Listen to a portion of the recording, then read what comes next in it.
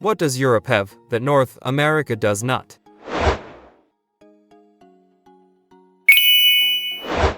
Wild hedgehogs.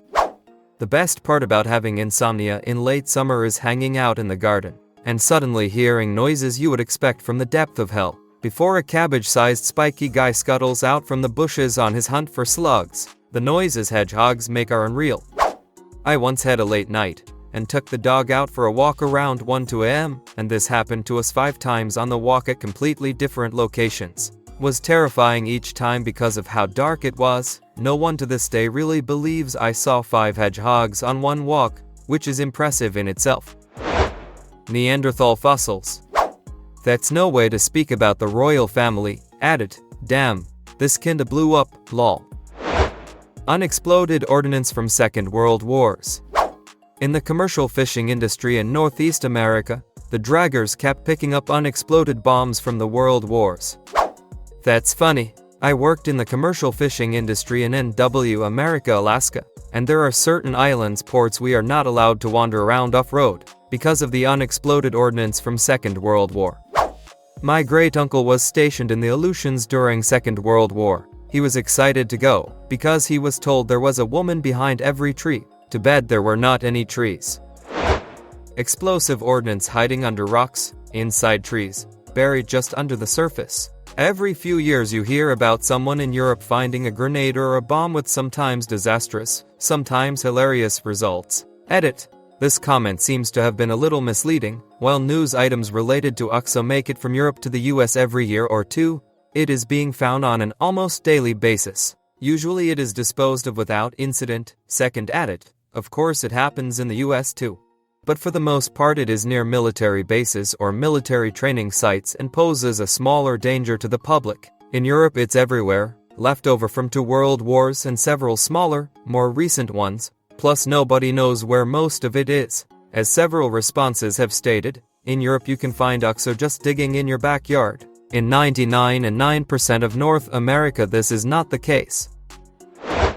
It's not every few years. On Belgium alone, the part of the army responsible for neutralizing explosives, DOVO, neutralizes about 250 tons of explosives each year.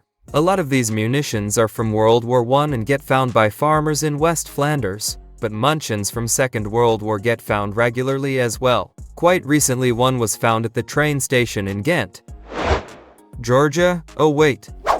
I remember when I was younger I was talking to someone on Omegle who said they were from Georgia. It was really confusing why they had such an American accent, not knowing Georgia is also a US state. Boobs in shampoo commercials. In England they have a dating show called Naked Attraction, where they show full male and female nudity and discuss the merits of a lady's labia or the attractiveness of a gent's ballsack. Link for lazy. It's a wow, I am kinda speechless, Mau. Oh my gosh, thanks for linking. I don't even know what to say besides imagine getting kicked off the show first because someone thought your junk was the worst.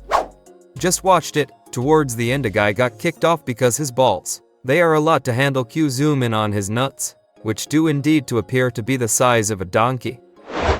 Tons of really old buildings. Castles, added. Apparently I have not traveled to the castles in an A. My bad. Thanks everyone though. You are giving me something to my mind off of the indoor water park that quickly developed in my house. Drop the name of where the castles are and I will add it to my list. Gotta go shop vac some more water out of my house. I grew up in a place called Rochester, Kent. We have a Norman castle that I lived about a 10-minute walk from. It was so normal to me that I didn't even think about it. I came back to visit years after I would moved away and was like, fucking hell, this is like 1,000 years old. I learned to ride my bike in the castle gardens and didn't register the castle. Germany has more castles than the USA has McDonald's. Bathroom stalls you can't see directly into. Never understood why American stalls are like this. Now, when I was a small child in Australia there were pay toilets in the train stations. Hence the old ditty here I sit broken hearted, paid a penny and only farted. The worst I have been to was literally Western saloon doors as toilet doors, no lock, only the genitals covered, head and shoulders totally exposed, horrible. Text inclusion in prices. I still don't understand that about American stores. My wife and I went to Greece, Italy for our honeymoon and I loved it. You see something that's $20 and that's what it is. You don't have to worry about figuring out the tax. It's not hard, but it's annoying. Pretty sure it's to encourage you to spend more money. When you get to the register and it's higher than you expected, most people will just say, oh well. We also have a lot of stores where everything is always 30-50% off, so you always think you got a good deal.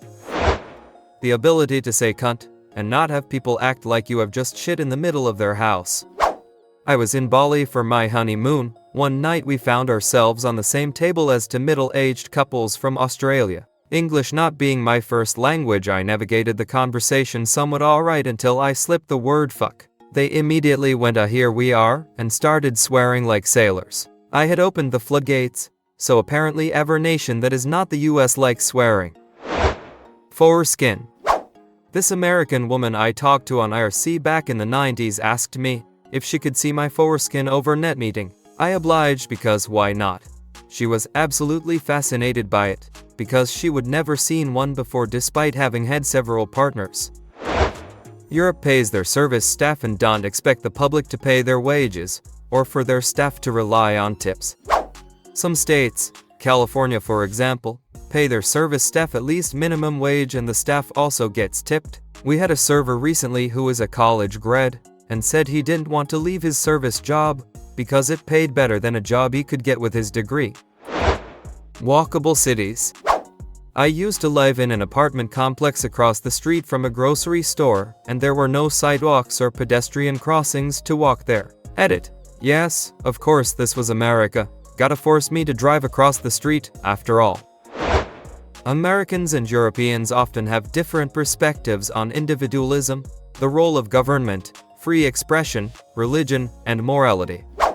I love this response. It is true and it explains why most of us raise our eyebrows when we hear the political views of US citizens, or receive news about problems which seem so typically American because of these differences. A wonderful aversion to banal small talk. This is one of those that really depend on the country. Today, in Portugal, huge supermarket lines. I befriended 3 people in line with me. This old man started friendly yelling, "If life is so hard with inflation, how are we having such big lines?" I would not say we are against small talk, but void talk. In America, for some reason, is expected to go out of your way to talk about stuff none of the speakers gives a shit about. Always found it super weird. Actual Kinder eggs with actual toys. Canada has these too, it's only the US that banned them for whatever reason. More variety of political parties. Christmas markets, seriously America, we need to get on this train. We have farmers and flea markets in the summer, we just need to get them up in the winter time. And at bratwursts. It appears they are a thing in major cities. Most countries have guaranteed healthcare for its citizens, stricter food and drug quality, privacy protections, more tow days, paid leave for maternity, public transportation, less murder.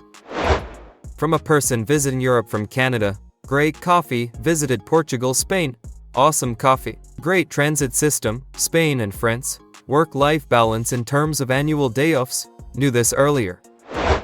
Pay to use restrooms, relying on me to have enough shame to not simply shit my pants is a risk you will just have to take. Give me lavatory or give me death. Basically just tourists use pay to use restroom. If you are local you probably know where the free restrooms are. Exclusive to Cork, Ireland, Tanora soda drink. Can't get it anywhere else in the world, not even other Irish counties. In Belgium, sparkling Lipton iced tea is a thing that's apparently hard to find elsewhere in Europe.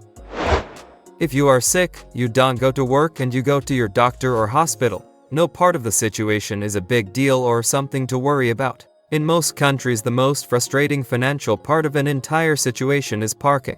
Tax is included in total price, fear of the police isn't a thing, they are just another public servant, the same as tax guy, council worker Bob or library Jim. Anyone with good enough grades can go to university. There is registration fees but they are from free to $2,000 per year. Some countries pay you to go to university. However, none of this matters because we don't have Canadian poutine.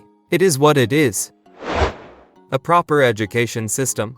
American education systems are not wonderful, at least from statistics I have seen and people I have talked to. Canadian public education systems are fairly good, I think. Personally, the school I attend I would title as part of a proper education system, but that's just me. According to several sources, many European countries have a wonderful education system.